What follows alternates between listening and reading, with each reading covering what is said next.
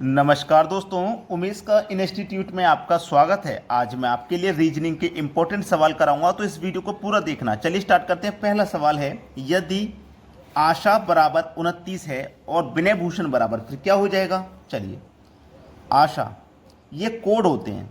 आशा का कोड 29 है, ठीक है। आशा का कोड 29 है। तो देखिए, आपको पता होना चाहिए कि ए से लेके जेड तक जितने भी अल्फ़ाबेट होते हैं वो कौन सा अल्फ़ाबेट कितने नंबर पे आता है। जैसे ए तो 1 नंबर पे ही आता है, एस आपका 19 पे आता है, एच आपका 8 पे आता है और ए आपका 1 पे आता है। सबको अगर जोड़ेंगे आप तो देखो ये कितना हो जाएगा। 19 में 1 जोड़ो 20, 8 28 और 1 29 हो गया। अब आपसे पूछा है विनय भूषण का, तो चलिए विनय भूषण का आपको पता लगाना है। आसानी से पता लग जाएगा आप तो, ठीक है। और जिन बच्चों को नहीं याद है अल्फ़ाबेट कौन सा कितने नंबर पे आता है वो जरूर याद कर लें। जैसे कि वी आता है 22 पे, आई आता है 9 पे, एन 14 पे, ए 1 पे और वाई 25 पे, ठीक है। बी 2 पे, एच 8 पे, यू 21, एस 19, एच 8, ए 1 और एन 14 पे आता है, ठीक है। अब आप इन सभी को क्या करोगे, प्लस करोगे। जब आप इन सभी को प्लस करोगे तो देखो ये कितना हो जाएगा। 14 और 1 15, 15 और 25 40, 40 में जोड़ो 22 62 और 62 में जोड़ो 9 71 हो गया। 71 हो गया इधर, ठीक है। इधर हो गया 71, इधर जोड़ो 71 में 2 जोड़ो 73, 73 में 8 जोड़ो 81 और 81 में जोड़ो 21 तो 102 और 102 में जोड़ो 19 तो 121, 8 जोड़ो तो 129 और 1 जोड़ो तो 130 और 14 जोड़ो तो 144। तो सभी का हमने जब जोड़ किया तो 144 हमको मिला और 144 दिया गया सी ऑप्शन में। ये सवाल का हो गया बिल्कुल सही जवाब। अब देखते हैं अगला प्रश्न। अगला प्रश्न है, यदि पेल का कोड हमारे पास इतना है और अर्थ का कोड इतना है तो फिर इसका कोड क्या होगा। देखिए, PALE, इसका कोड कितना है 2134। तो देखिएगा, सीधा सीधा सवाल है कि P को 2 लिखा गया, A को 1, L को 3 और E को 4 लिखा गया। ये अपनी तरफ से कोड दिए गए हैं इनको। ये हमारे पास अर्थ है, तो चलिए अर्थ को देख लीजिए। EARTH, इसका कोड कितना है 41590। देखो E का कोड कितना होगा इसमें, E का कोड हो जाएगा 4 और ये हमारे पास 1, R का 5, T का 9, H का 0, ठीक है। H का 0 हो गया। अब देखिएगा, सीधे सीधे इस पे आ जाइए, PEARL। देखो P का कोड कितना है, P का कोड यहाँ 2 है तो यहाँ भी 2 होगा। E का कोड यहाँ 4 है, E का यहाँ भी 4 तो यहाँ भी 4 होगा। A का कोड 1 है, R का देखो कितना है, R का 5 और L का देखो, L का 3। हो गया सवाल, हो गया भाई सवाल।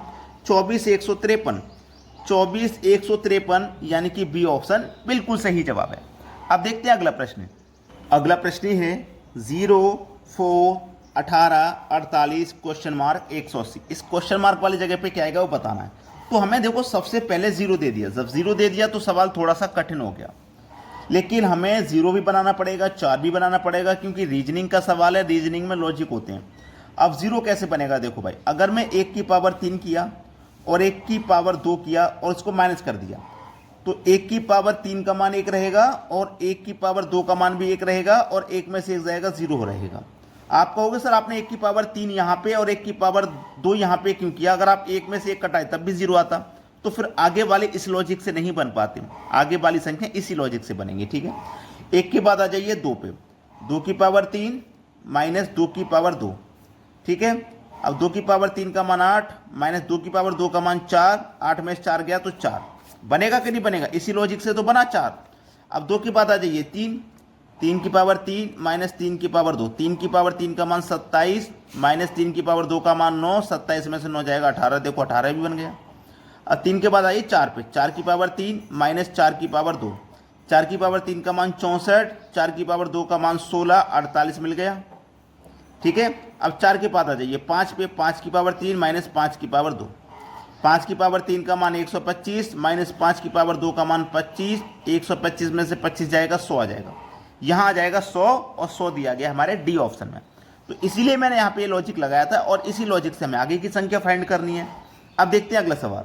अगला सवाल है 80 10 70 15 60 क्वेश्चन मार्क। अगर आप यहाँ ध्यान से देखें संख्याओं को तो आप ऐसे मत बनाइए 80 से 70, 80 से 10, 10 से 70, इस तरीके से नहीं बनाना।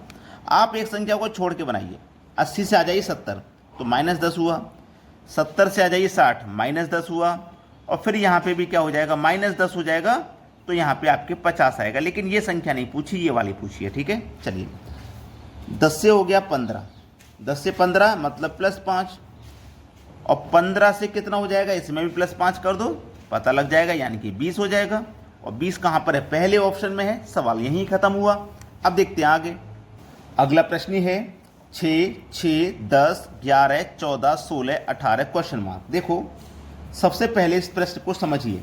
एक संख्या को छोड़ के चलेंगे जैसे पहले चले थे हम। क्या हुआ, 6 से एक संख्या छोड़ के 10 पे आगे तो +4 हुआ। फिर एक संख्या को छोड़ के आगे यहाँ भी +4 हो रहा है।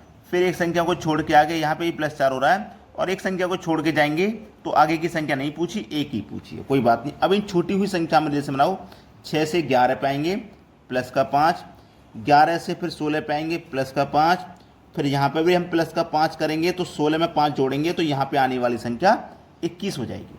और 21 दी गई है हमें पहले ऑप्शन में। मेरी रिक्वेस्ट है आपसे कि अगर आपने वीडियो को लाइक नहीं किया तो लाइक और शेयर जरूर कर दें। ठीक है दोस्तों, धन्यवाद।